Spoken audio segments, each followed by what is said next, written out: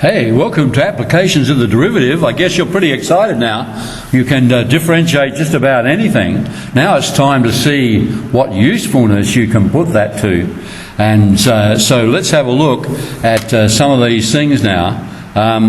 Up here we've got a definition of the first principles derivative as we usually use it. And there's another version down here just reinforcing the idea of these two different notations.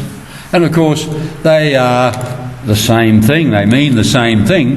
If the function's expressed as f of x equals, we use this one. And if it's expressed as y equals, we'll use this one. But in fact, the meaning is still the same, isn't it?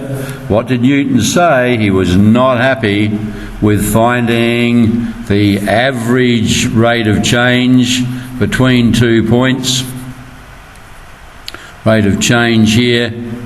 And this is, look at the axes, S and T, where Newton started, delta S on delta T, the average rate of change here was the average velocity. He wasn't happy with that. So he wanted to do this limit stuff. What's the limiting position of this chord as you come in? And he said it was a tangent. So the slope of the tangent was the instantaneous velocity or instantaneous rate of change. Okay, so that was the journey that we've been on, and we're trying to do that no matter what the function is here. So if we had an expression for this function, we could apply this process and find the instantaneous rate of change or the instantaneous velocity or the slope of the tangent. They are synonymous. They mean the same thing. So we now have a lot of rules. We don't have to go back to first principles and do that. And over here, can you see the Casio here has a facility of if you go to shift menu and setup and have the derivative on in that setup mode, derivative on in the Casio, then as you trace along any point, or if you put in the trace mode a particular x value, it will pop onto that x value and tell you the value of the slope of the tangent or the instantaneous rate of change at that point. So you can actually get values for the tangent, slope of the tangent at any point along that curve. Okay, quite a handy little feature of the Casio there. Okay, so before we get into that, that was just a bit of revision about what the tools are that you've now got, the ability to find the derivative of anything. And the exciting thing later on is we'll be able to do it to this function. This has got the e base in here, the exponential base e, very important in growth functions. And that's something we're going to look at a bit later on in applications. Let's come down and just summarise then, perhaps you're thinking, but please remember the trichotomy here. We have been working on finding the derivative, and now we have a whole lot of rules that we can apply to be able to find the derivative for lots of different functions. We don't have to go to first principles. Therefore, what does that mean we're doing? Well, it means we're actually finding the slope of the tangent. Okay, and that was Newton's idea with the limit theory. What is the limiting position of the chord? As you approach that particular point, it was the tangent was a limiting position. So the limit of the expression for the slope of the tangent, slope of the chord, gave the slope of the tangent. So here it also meant he solved his problem, and that was to find the instantaneous velocity, the instantaneous rate of change here. So that's what he was doing. So those three, the limit theory giving rise to the derivative, meaning That was the limiting value of the slope of the chord, giving the slope of the tangent, which meant he was able to solve his problem. What was the instantaneous rate of change?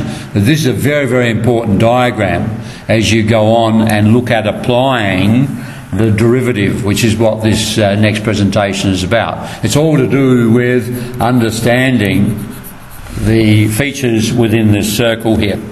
All right, let's go down and have a look at what Hayes, Hayes and Harris have got to say here now.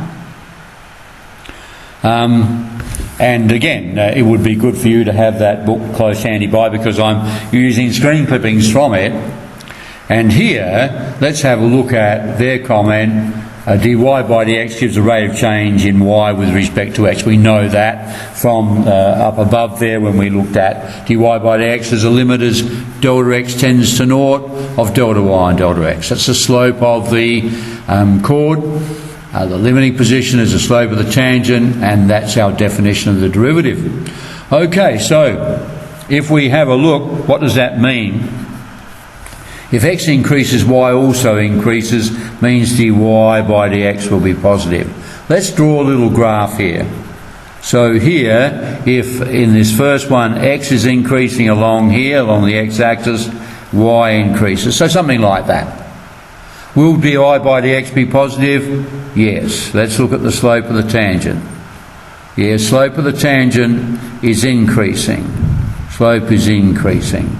Therefore, dy by dx will be positive, okay, because we are going to have a positive slope all through here. The slope is actually increasing, and it is going to be positive through there. Okay, always sloping this way, which means if the slope is positive, y is increasing with x. So we're looking at the slope there. What about the bottom one here? There's x, and this is y. As x increases, y decreases. What's going to happen? Well, everywhere along here, the slope of the tangent will be negative. dy by dx will be negative. Okay, meaning as x increases, y decreases. Never forget that what we're doing here is very, very simple. We took the limit as delta x tends to naught, the difference between the x values of 2 points on the curve of delta y over delta x.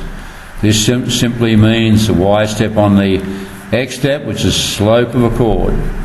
If we take the limit of it, we're talking about the slope of the tangent. So we're saying if dy by dx is negative, the slope of the tangent is negative. Okay, and that's what we get when x increases and y decreases, as in this function.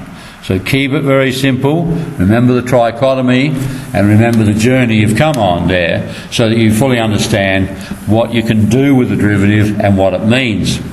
Okay, well, let's go down and let's have a look at a problem here that Pearson's have got for us.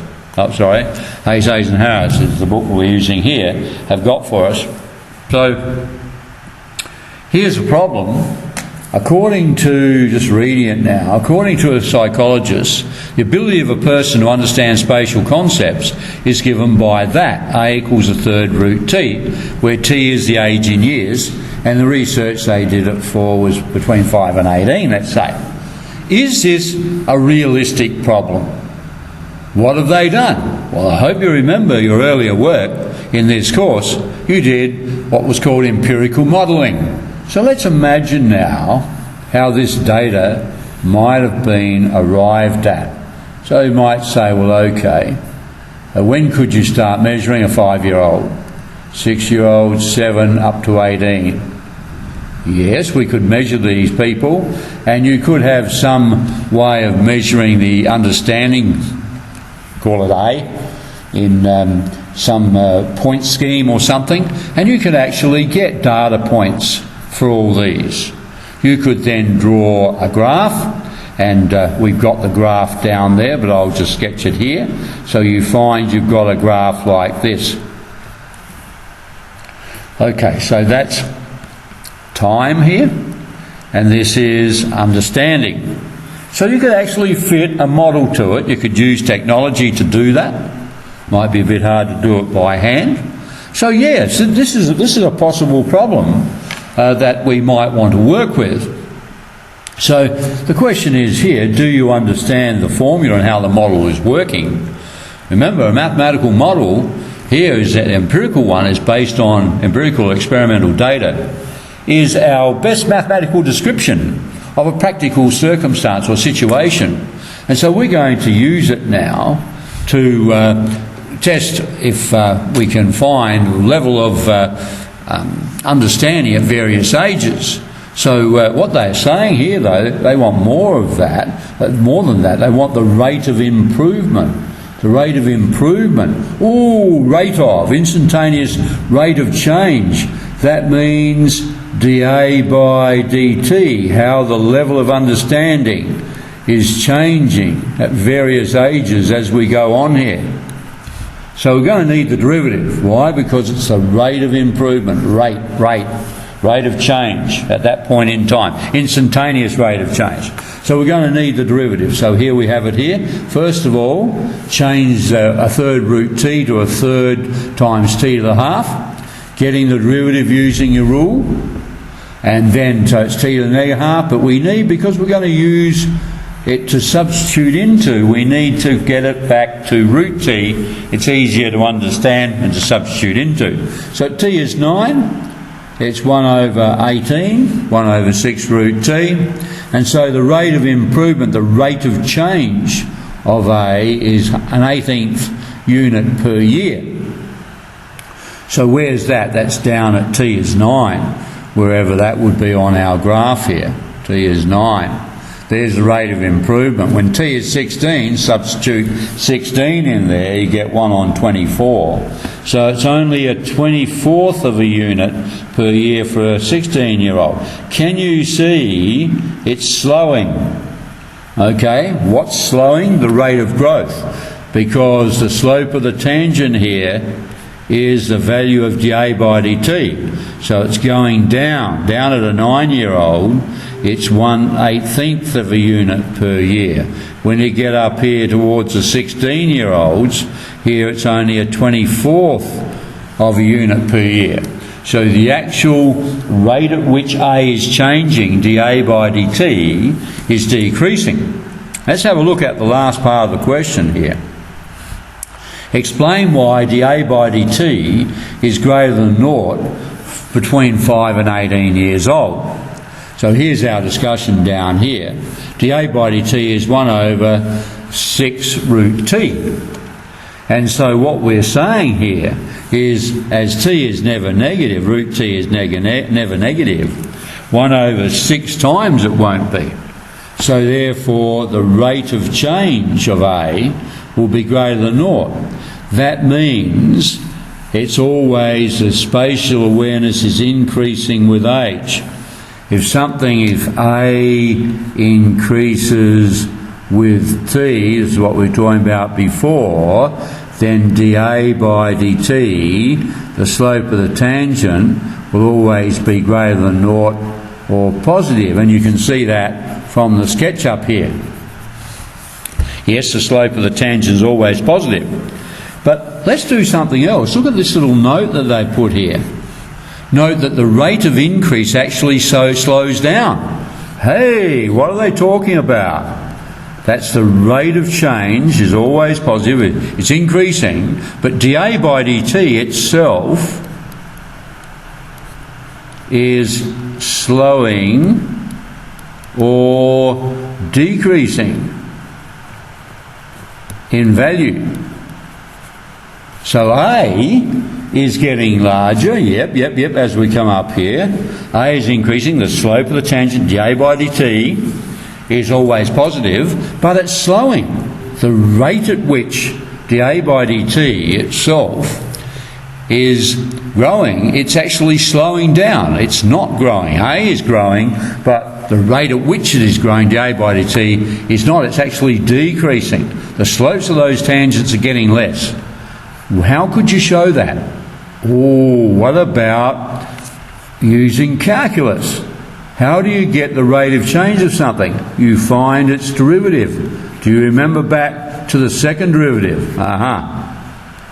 It's actually going to measure how the rate of change itself is changing. So A is changing with t, and it's always increasing. Therefore, dA by dt is always positive. Now let's examine how the rate of change itself is changing. So let's get the second derivative. And if we do that, we will have, well, first of all, we'll put up here dA by dt so you can see this working, is 1/6 t to the negative half. So let's do a derivative of that. See how it's changing. It's negative 12 t to the negative 3 over 2.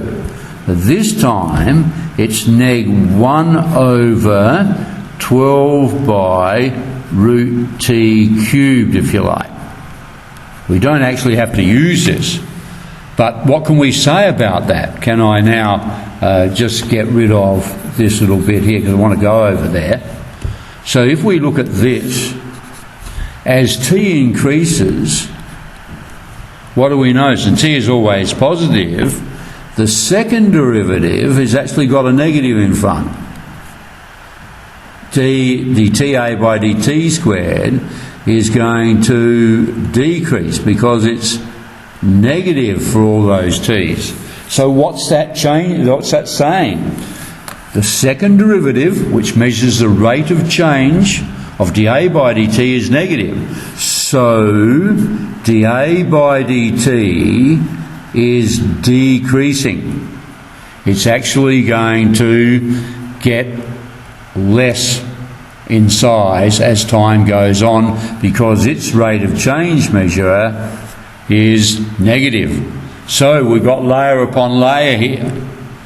We're saying we can actually measure the rate of change of a rate of change. And you might like to think back, would Newton have wanted to do that?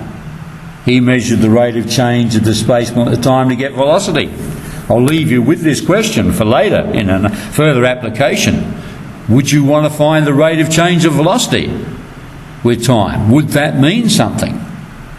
So here we're going to say we have just proven this.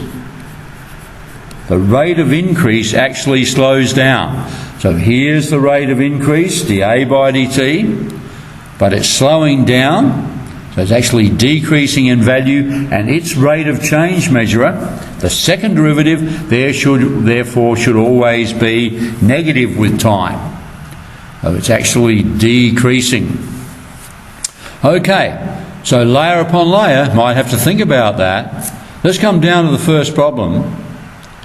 And here it is. And here's Hayes and Harris' comment. You're encouraged to use technology to graph a function for each question. I noticed in the fully worked solutions that I provide down here for you, they haven't included a graph. For the first two, I've included a graph, but I would suggest you do take their suggestion up here and use a graph as well. So let's read the question together. The quantity of a chemical which is responsible for elasticity in human skin is given by this. Now just keep in mind, it's possible now for you as a budding young mathematician to get someone, a biologist, to collect this data, and then you could model it. So you're actually starting to get to an exciting point in your maths career where you can actually get some data, collect the data even, or get a scientist to collect the data, and then model it. So you have a formula now to map the general behaviour over a certain point, in certain time range. All right, so first of all, they want you to find the value of Q at these 3 times, so we'll substitute that in. Then they talk about rate. That rings bells, doesn't it? Rate. What rate is the quantity of the chemical changing? That'll be a derivative. I think you want to do something like dQ by dt. And then they say, we'll show that the rate at which the skin loses chemical is decreasing. Watch out for that. They want you to examine the changing nature of a rate. What's that? Q, dq by dt. Oh, have to think about that one. I want you to pause the presentation now and try to get through as much of that problem as you can. And then I'm going to come down and, for the first one here, I'm going to talk about the solution. Okay, because it's a bit of a challenging problem. So pause the presentation now and have a go at that one. Right, I'm going to go on now. So let's have a look at the solution. And I've put here the Casio graph of what's happening. This is the graph of Q with time. It's coming down from 100. I guess you have done these calculations over here. Just straight substitution of those three t values into Q. Then we wanted to find the rate at which elasticity was changing, so we needed to get the derivative. Check that. To get that derivative, you needed to change root t to t to the half in the first function, and then get the derivative. All right, so you do need to do a little bit of more simplification here of the derivative than we were doing before. We said don't generally worry about simplifying your answers, but here, as we're finding slopes of tangents and normals at particular values, we will have to simplify the function. So substituting t equals 25 into dq by dt, we've got neg1, and you should have these units here. It's a rate of change, so it's a number of units per time. So it's actually decreasing at 1 unit per year, because you can say it's a negative change. So this is your contextual statement, so you must state the answer in context, so it makes sense now, because this is an application of the derivative in a practical situation. So at t is 50, you've got this one, so it's decreasing at 1 on root 2 units per year, which is a less decrease, of course. Can we see it on the graph? dq by dt at 25, or it's out here somewhere. dq by dt is the slope of that tangent, and it's neg 1 unit per year. Then as you come down, the slope of the tangent is less as we go along for larger t's, so t is increasing out here. So out at 50 somewhere, the rate at which the quantity is decreasing, Q, the rate of change of Q, is the slope of that tangent. It's getting less, isn't it? It's flattening out. Okay, and that's our last question.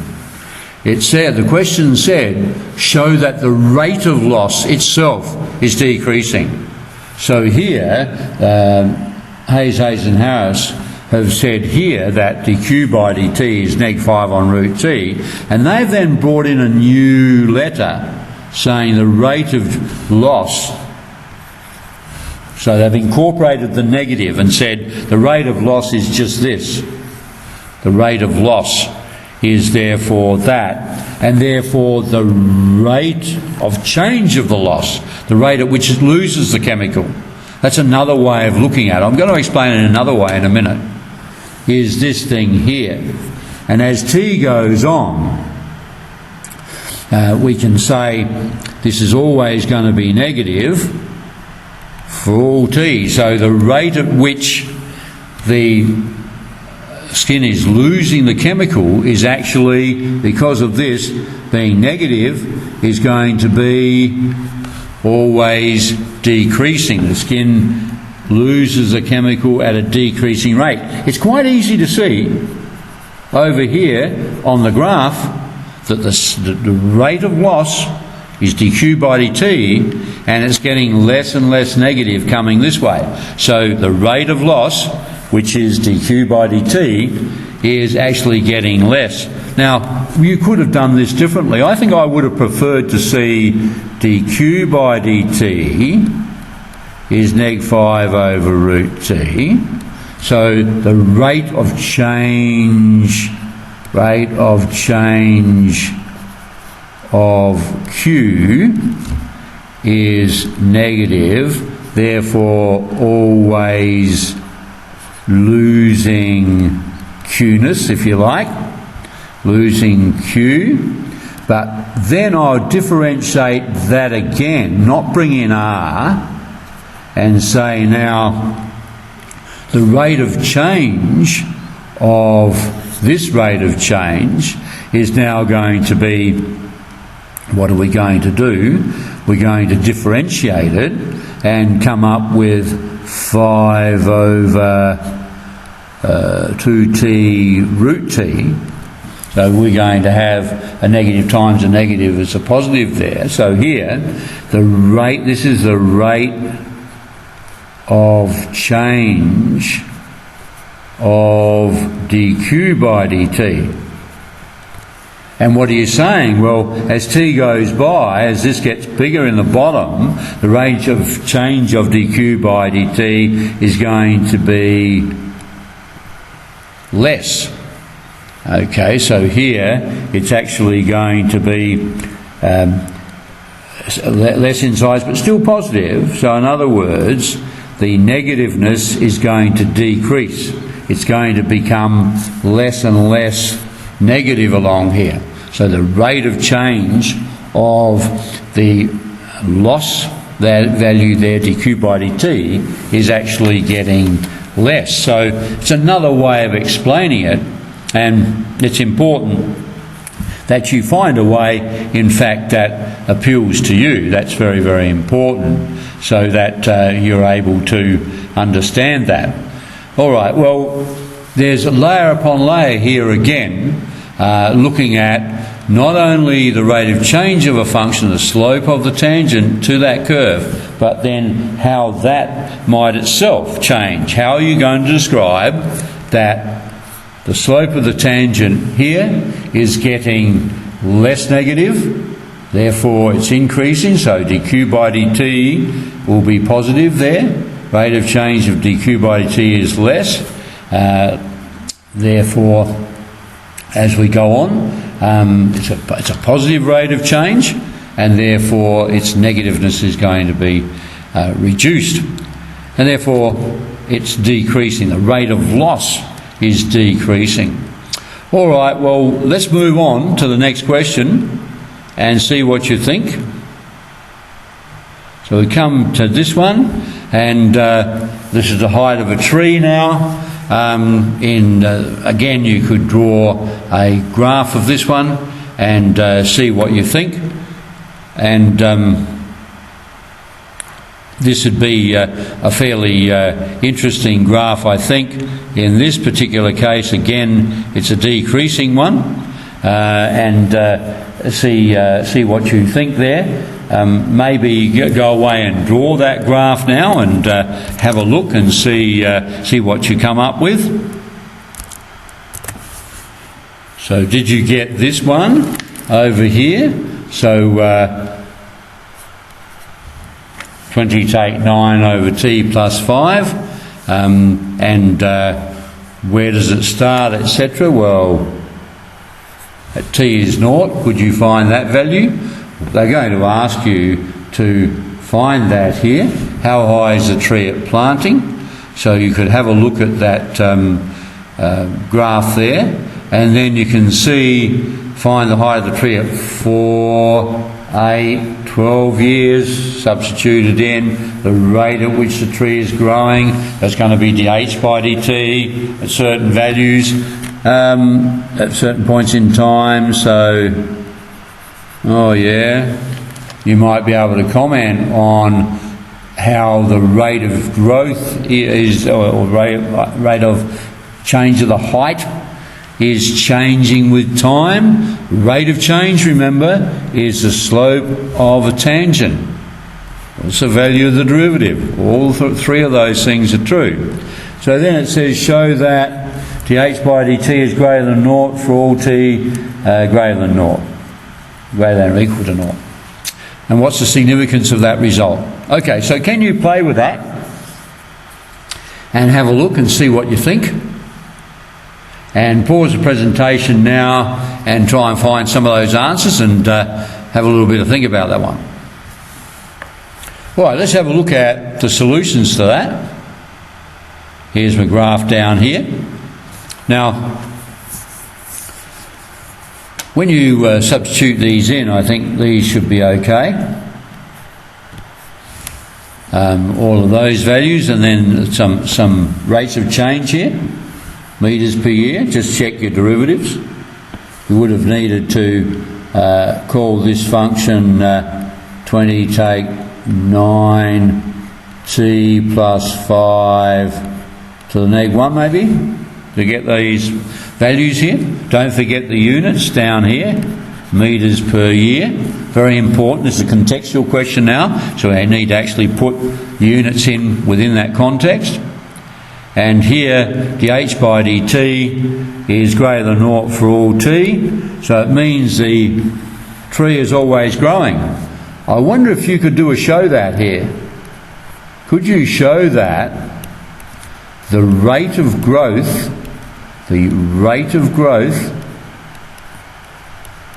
is decreasing with time? The rate of growth is decreasing with time. I think you can see it from the graph. The rate of growth is the rate of change, which is the slope of the tangent at these points. And that slope of the tangent is decreasing. So it seems quite clear that it's not growing as fast as time goes by. How would you show that?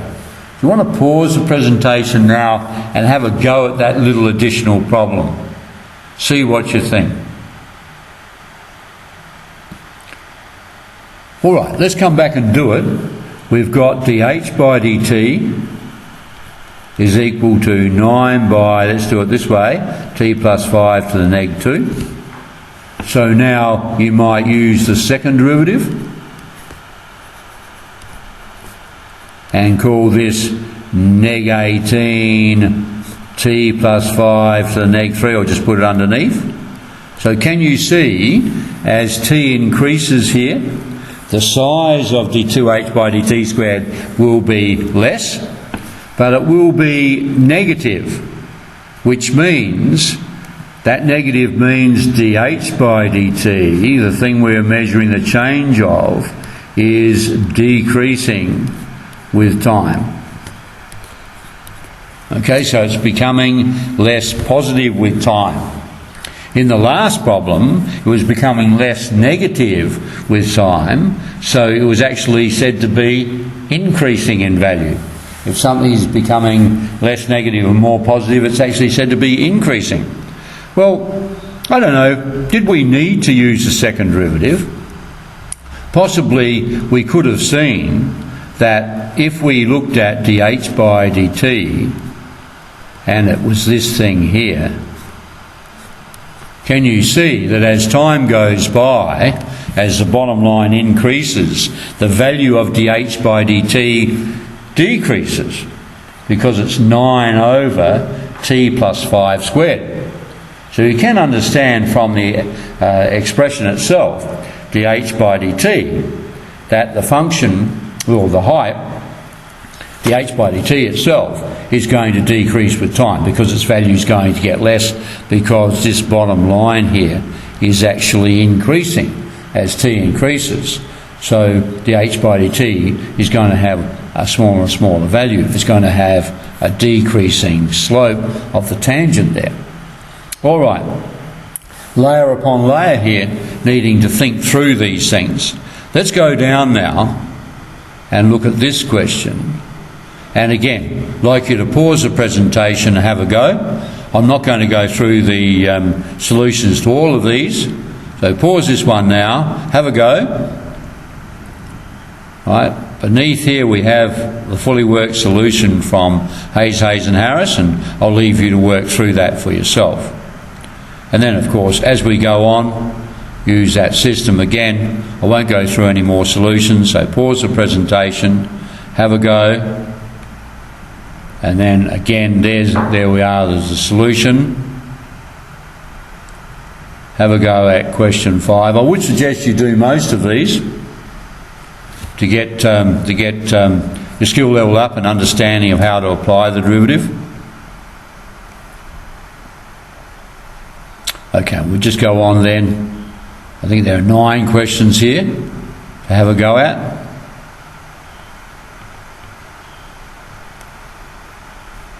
and so on here. 7, interesting one, 7, in terms of interpreting what's happening there. A little bit of a chemical application here. The solution then. Question 8, another chemical, probably more physics type problem. Rate of change of volume.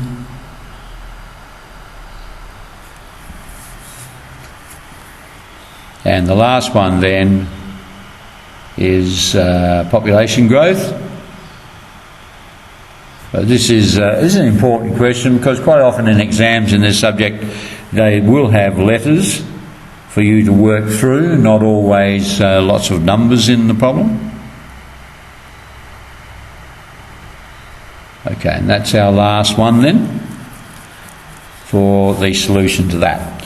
All right, so it's worthwhile studying those, because it is exciting stuff now. We're starting to get into the interesting part where you can actually see some value in what you're doing and some applications there. So I hope you've enjoyed that. There are some more parts to this application section or presentation here, and so I'll see you then. But for the moment, it's cheers from me.